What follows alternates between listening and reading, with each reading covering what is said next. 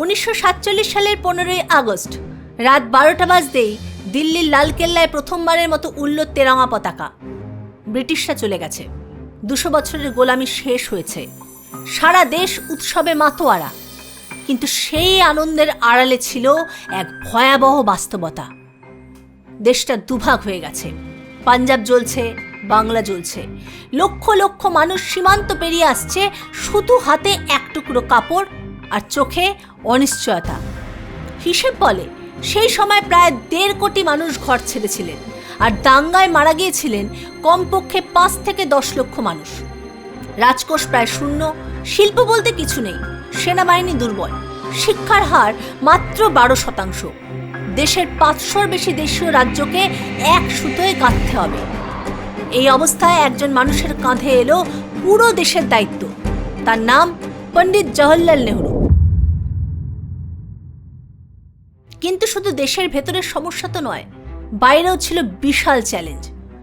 সেই সময় পুরো পৃথিবী দুভাগ হয়ে গিয়েছিল। একদিকে আমেরিকা, গণতন্ত্র, পুঁজিবাদ, পশ্চিমা মূল্যবোধ; অন্যদিকে সোভিয়েত ইউনিয়ন, কমিউনিজম, সমাজতন্ত্র, রাষ্ট্র নিয়ন্ত্রিত অর্থনীতি। এই দুই মহাশক্তির ঠান্ডা লড়াই, যাকে ইতিহাসে বলে শীতল যুদ্ধ। আর সেটা তখন 1945 সালে তুঙ্গে। প্রতিটি দেশকে বেছে নিতে হচ্ছিল তাদের পক্ষ। পাকিস্তান বেছে নিল আমেরিকাকে, বিনিময়ে পেল অস্ত্র, টাকা, সামরিক সাহায্য। সবাই ভাবছিল ভারতও নিশ্চয়ই একটা দিক বেছে নেবে, হয়তো আমেরিকার দিকে যাবে, কারণ নেহেরু গণতন্ত্রে বিশ্বাস করেন, অথবা সোভিয়েতের দিকে, কারণ তিনি সমাজতন্ত্রে আস্থা রাখেন। কিন্তু নেহেরু দুটোর কোনোটাই বেছে নিলেন না। তিনি বললেন, ভারত স্বাধীনভাবে চলবে, আমরা কোনো ব্লকের দাস হব না। এই একটি সিদ্ধান্তই পরিবর্তন করে দিয়েছিল ভারতের ইতিহাস।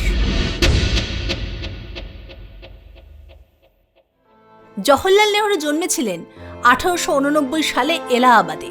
বাবা মতিলাল নেহরু ছিলেন ব্যারিস্টার, ধনী, প্রভাবশালী। ছেলেকে পাঠালেন ইংল্যান্ডে, হ্যারো স্কুলে, তারপর কেমব্রিজে।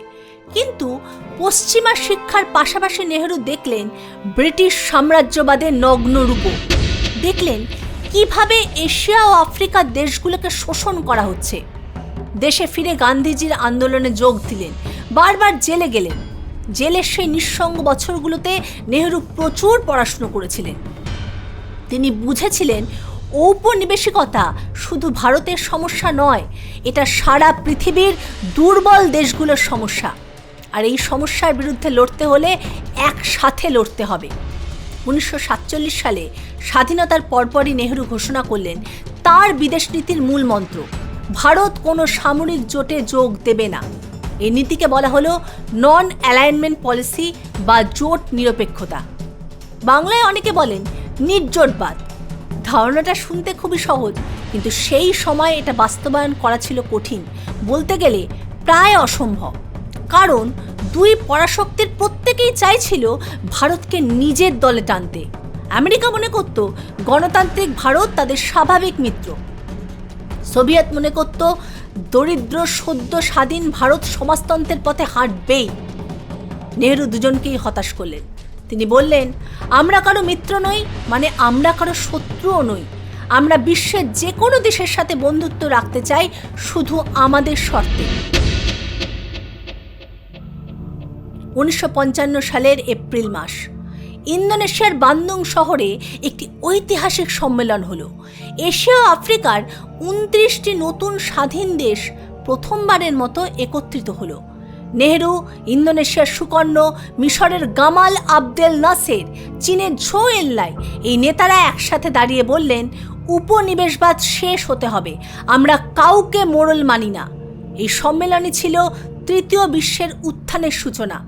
আর এই সম্মেলনে নেহরু ছিলেন অন্যতম প্রধান কণ্ঠস্বর। পরে 1961 সালে যুগোস্লাভিয়ার রাজধানী বেলগ্রেডে আনুষ্ঠানিকভাবে প্রতিষ্ঠিত হল NAM, non aligned movement. Nehru, Nasser আর যুগোস্লাভিয়ার টিটো ছিলেন এই আন্দোলনের 3 প্রতিষ্ঠাতা। আজ এই আন্দোলনে 120টিরও বেশি দেশ সদস্য। এটি পৃথিবীর সবচেয়ে বড় রাজনৈতিক সংগঠনগুলোর একটি। নেহরুর বিদেশ নীতির আরেকটি মূল স্তম্ভ ছিল পঞ্চশীল নীতি। 1954 সালে ভারত ও চীনের মধ্যে একটি চুক্তিতে এই 5টি নীতি স্থাপিত হয়। বৌদ্ধ ধর্মের পঞ্চশীল থেকে অনুপ্রাণিত এই নামকরণটাও ছিল নেহেরু। আর এই পঞ্চশীলের প্রথম নীতি ছিল পারস্পরিক সার্বভৌমত্ব ও আঞ্চলিক অখণ্ডতার প্রতি সম্মান, মানে কেউ কারো দেশের ভেতর নাক গলাবে না। দ্বিতীয় নীতি হলো পারস্পরিক অ-আক্রমণ, একে অপরকে আক্রমণ করা যাবে না। তৃতীয় নীতি পারস্পরিক অভ্যন্তরীণ বিষয়ে হস্তক্ষেপ না করা। এর চতুর্থ নীতি সমতা ও পারস্পরিক সুবিধা। আর সব শেষ নীতি মানে পঞ্চম নীতি হলো শান্তিপূর্ণ সহাবস্থান। হিন্দি চীনি ভাই ভাই স্লোগান সেই যুগেরই ফসল। পরে চীন এই নীতি ভেঙে আক্রমণ করেছিল। 1947 সালে শুরু হলো প্রথম ভারত পাকিস্তান যুদ্ধ, যার মূল কেন্দ্র ছিল কাশ্মীর। পাকিস্তান কাবাইলি উপজাতি যোদ্ধাদের পাঠালো কাশ্মীর দখল করতে।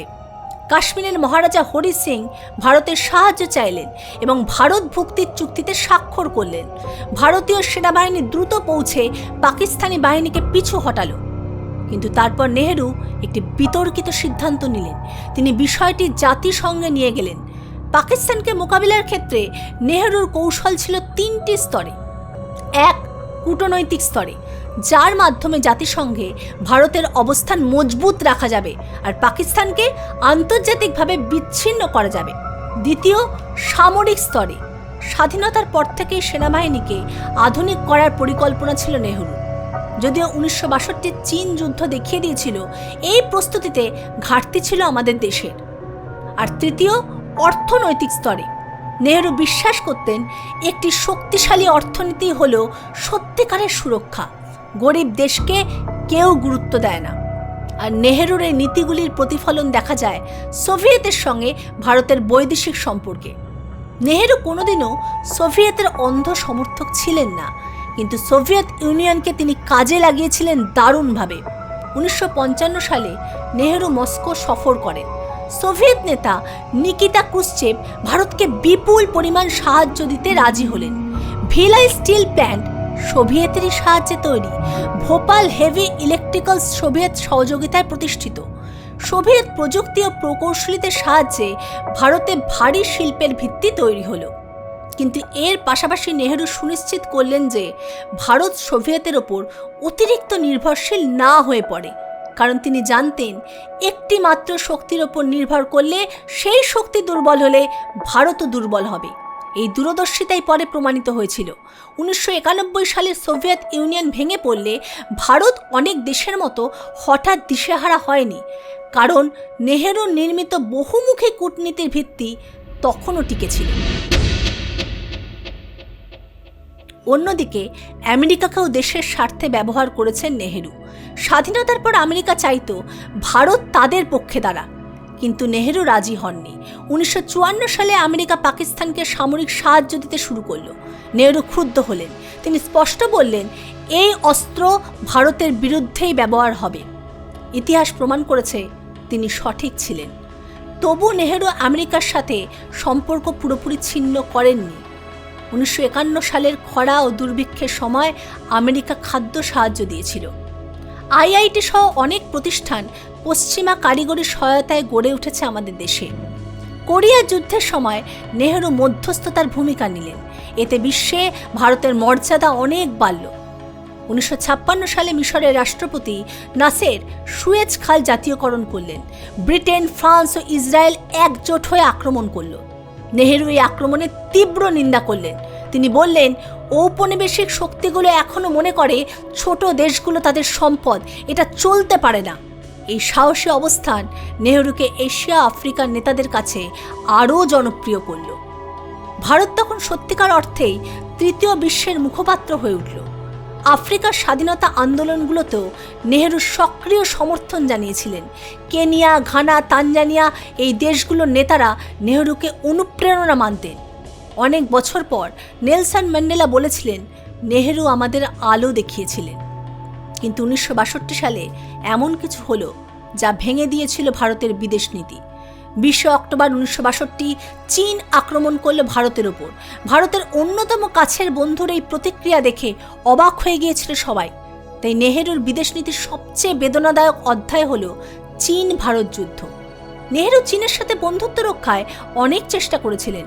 পঞ্চশীল চুক্তি, হিন্দি চীনি ভাই ভাই স্লোগান সবই ছিল এই বন্ধুত্বের প্রকাশ। কিন্তু 1962 সালের অক্টোবরে চীন হঠাৎ আক্রমণ করল অরুণাচল প্রদেশ ও লাদাখে। ভারতীয় সেনাবাহিনী প্রস্তুত ছিল না, পাহাড়ি যুদ্ধের প্রশিক্ষণ ছিল না, আধুনিক অস্ত্র ছিল না। বড় পরাজয় হলো, ভারতকে পিছু হটতে হলো। নেহেরু মানসিকভাবে ভেঙে পড়লেন। সংসদে কাঁদতে কাঁদতে বললেন, আমরা স্বপ্নের জগতে বাস করছিলাম। অনেক ঐতিহাসিক মনে করেন এই আঘাতই তার স্বাস্থ্য নষ্ট করে দিয়েছিল। 1964 সালে তিনি মারা গেলেন। এটি ছিল নেহেরুর নীতির সীমাবদ্ধতার প্রমাণ। বিশ্বাস ও আদর্শ যথেষ্ট নয়, সামরিক প্রস্তুতিও ঠিক ততটাই দরকার। নেহেরু বিশ্বাস করতেন একটি দেশের সত্যিকারের শক্তি কামান বন্দুকে নয়, মানুষের মেধায়। তাই তিনি শুধু বিদেশ নীতি নিয়ে ভাবেননি, একের পর এক প্রতিষ্ঠান তৈরি করেছিলেন।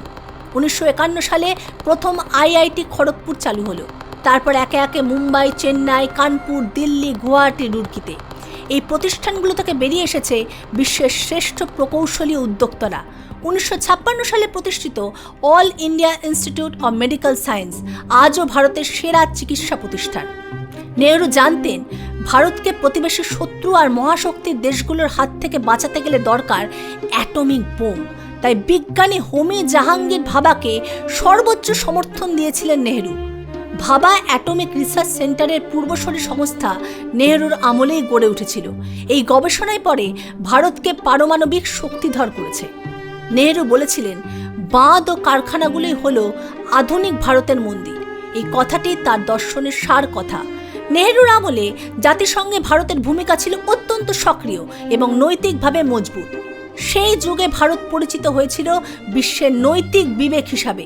একটি গরিব দেশ, কিন্তু তার কণ্ঠস্বর শুনত পৃথিবী। আজও ভারত জাতিসংঘের শান্তি রক্ষায় অন্যতম বৃহৎ সৈন্য অবদানকারী দেশ। নেহেরুর বিদেশ নীতির কিছু বিপরীত দিকও আছে।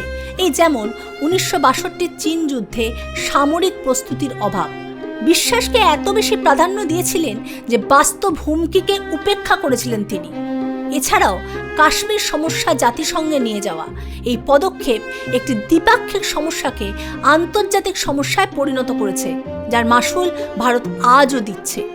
এই ত্রুটিগুলি অস্বীকার করার উপায় নেই, কিন্তু এই ত্রুটিগুলি মাথায় রেখেই বলতে হবে সামগ্রিকভাবে নেহেরু একটি দুর্বল সদ্য স্বাধীন দেশকে বিশ্ব মঞ্চে সম্মানের আসনে বসিয়েছিলেন। 1964 সালের 27শে মে পণ্ডিত জওহরলাল নেহেরু চলে গেলেন। তার মৃত্যুতে সারা বিশ্ব শোক প্রকাশ করেছিল। আমেরিকার প্রেসিডেন্ট, সোভিয়েত নেতারা, আফ্রিকার রাষ্ট্রপতিরা সবাই তার প্রতি শ্রদ্ধা জানিয়েছিলেন। এমন একজন নেতার মৃত্যুতে এত দেশ শোক জানায়, এটাই তার কূটনৈতিক সাফল্যের সবচেয়ে বড় প্রমাণ। তাকে অনেকে সমালোচনা করেছেন, কেউ বলেছেন স্বপ্নবাদী, কেউ বলেছেন ব্যর্থ। কিন্তু এটা ভুলে গেলে চলবে না, 1947 সালে যে দেশের হাতে না ছিল সম্পদ, না শক্তি, না কোনো প্রস্তুতি, সেই দেশকে তিনি তুলে এনেছিলেন বিশ্বের মঞ্চে। আজকের ভারতের আন্তর্জাতিক মর্যাদা, জাতিসংঘের শক্তিশালী অবস্থান, কৌশলগত স্বায়ত্তশাসনের ধারণা, এই সবের ভিত্তিপ্রস্তর স্থাপন করেছিলেন নেহেরু। তিনি বলেছিলেন, শান্তি শুধু যুদ্ধের অনুপস্থিতি নয়, শান্তি হলো ন্যায় বিচারের উপস্থিতি। এই কথাটি আজও প্রাসঙ্গিক। তাহলে বলুন, আপনি কি মনে করেন নেহেরুর বিদেশ নীতি সঠিক ছিল, নাকি তাতে আরো অনেক কিছু বদলানো দরকার ছিল? আমি সংগ্রামিকা, দেখা হচ্ছে নেক্সট ভিডিওতে। ভালো থাকবেন, ধন্যবাদ।